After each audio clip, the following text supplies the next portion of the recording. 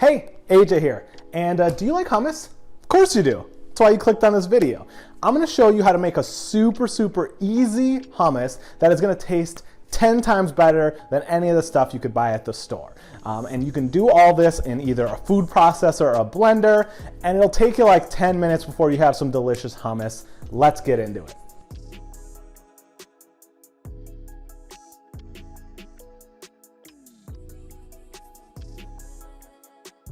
All right, so when you're making hummus, the one thing you're gonna wanna avoid is just throwing all the ingredients into the food processor or blender. And again, if you don't have a food processor, you can make this in a blender. So if you're like, AJ, I don't have a million appliances.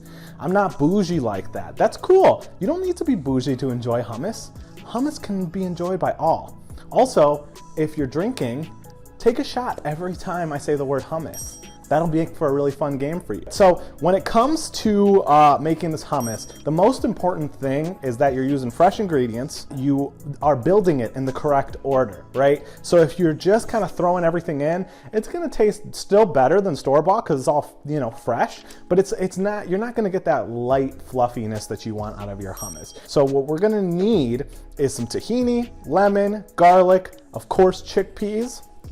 You're gonna need some cumin, some paprika, some salt, and did I forget anything? Oh, olive oil, of course, olive oil. So there's gonna be a full recipe linked below in the description. So if you wanna make this yourself, if it looks good, you're like, yeah, you know what, I'm ready for it, AJ. I'm here for it. Let me make some hummus. Go ahead and click that link and you'll get access to my recipe. We're gonna add a half a cup of tahini and a half a cup of lemon juice. These are gonna be your first two ingredients. They have to be first. If they're not first, you're really missing out.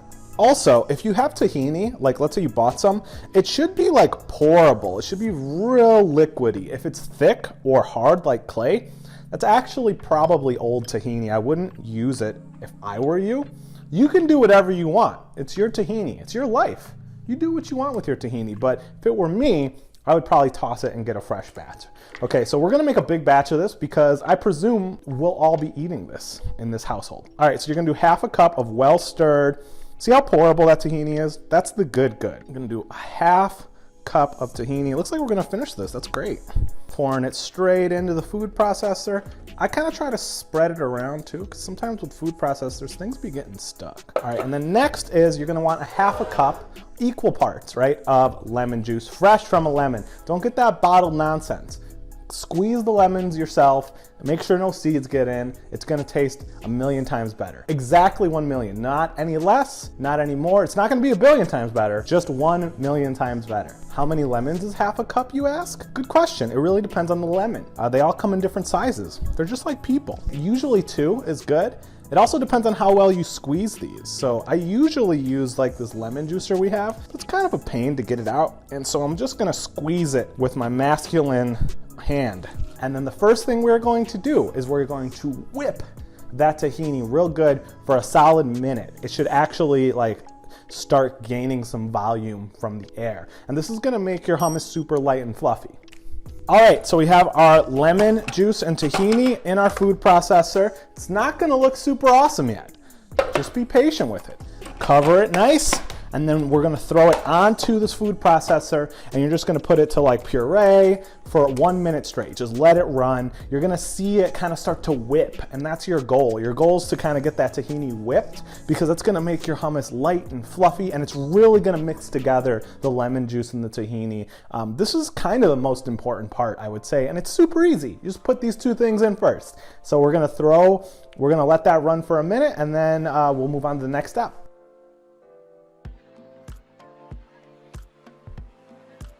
All right, so it's been a minute, and you can see that this is nice and whipped up, and it's looking kind of smooth. That's the goal we're going for here. All right, so now that this is whipped and mixed and it's looking fluffy and beautiful, you're gonna add all the other ingredients. Again, recipe is in the description below. except for the chickpeas. So the chickpeas go in last, and that's really because of preference. Some people like real smooth hummus, some people like it a little bit thicker, but that's the main reason it's going last, but also because you want all these flavors mixed together.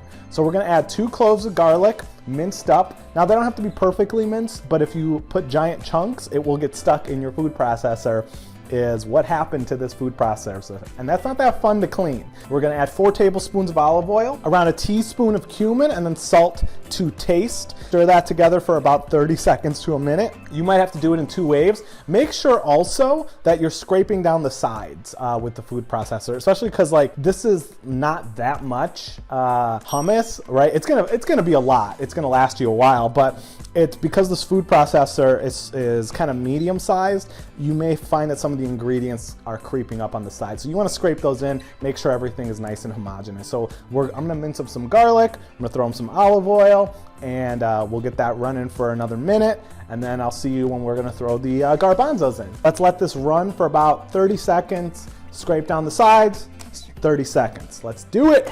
All right, so we've got this, and it's starting to mix. You can see how some of it's getting stuck on the sides. So let me grab a rubber spatula. We're gonna shake that down.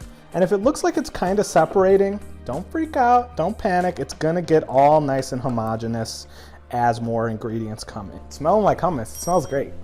All right, next, 2 cans of organic garbanzo beans that are rinsed. I'm gonna throw them in actually one at a time. It's such a simple recipe. Why not take the extra minute to kind of like make it with love, right? Make something you can be proud of so that when you share it to somebody, they not only taste the deliciousness, they also taste that you care. Is that weird? I don't know. Maybe it's sweet. I hope it's sweet. All right, so we've got 1 can of garbanzos in. We're gonna run this for about a minute, and then we'll add the next garbanzos, and then you might wanna add water depending on how thin or thick you like your hummus. So let's get this going. So you can see they're still not completely broken down, the beans, but here, I'm gonna add the second can now. And then we're probably gonna wanna add some water to this, as little as no water, as much as like 6 tablespoons is what I would say. It takes a second before it starts to come together. So like, it's gonna look like, why isn't this meshing? And then all of a sudden, it's gonna be hummus. So be patient with it, love it kindly, treat it like a puppy, and it'll love you right back. All right, let's give this another minute or 2, up to 3 minutes until it's nice and looking homogeneous, and then we'll start adding water in case if there's any other chunks.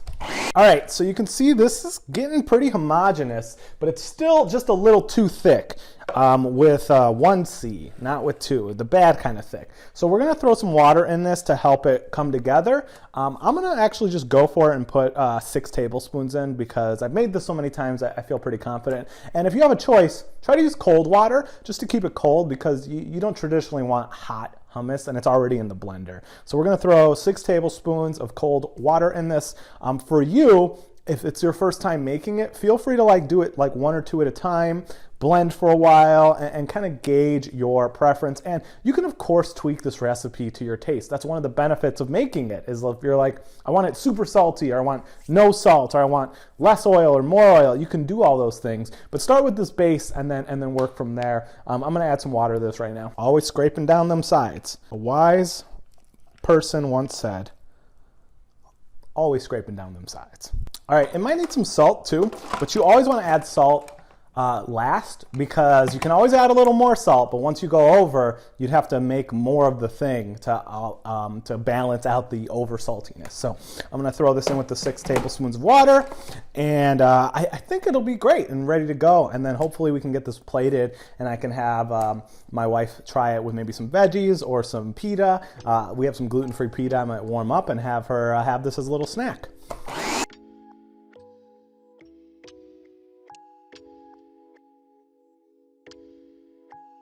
All right, so here's our hummus. It's served nice and cute with some olive oil and a little bit of paprika. You could put sumac on it as well, which is a spice, or not sumac. Yeah, sumac or za'atar.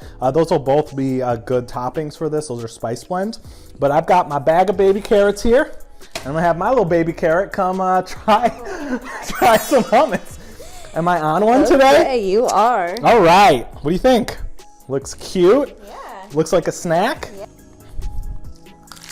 It's really good. The texture is good. You like it? Yeah. Is it smooth enough? It is, but it's not like too smooth that it's like a paste, you know? It's like fluffy. That was my goal. Great. Yeah. Awesome, Eve. Thanks for trying it. Yeah, I liked how it came out too. I actually was, I think it could use just a touch of salt. Yeah. But it's good. And this isn't even chilled yet too. So I feel like the flavors get a little bit more when it's chilled. But yeah, cool. So on a scale from 1 to 10. I'll give it a 9. A 9?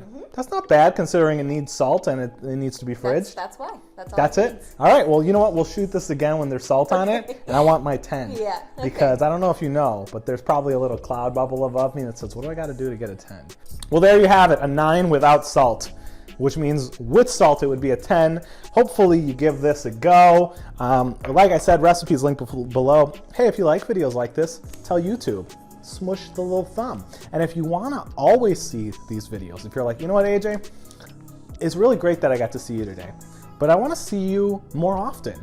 I want us to be friends. Then why don't you subscribe and maybe hit the bell, and that way you'll never miss another video. I do a few of these every single week. We could be BFFLs, best friends for life. So thanks again. I really appreciate it. Go make something you can feel proud of. I'll see you next time.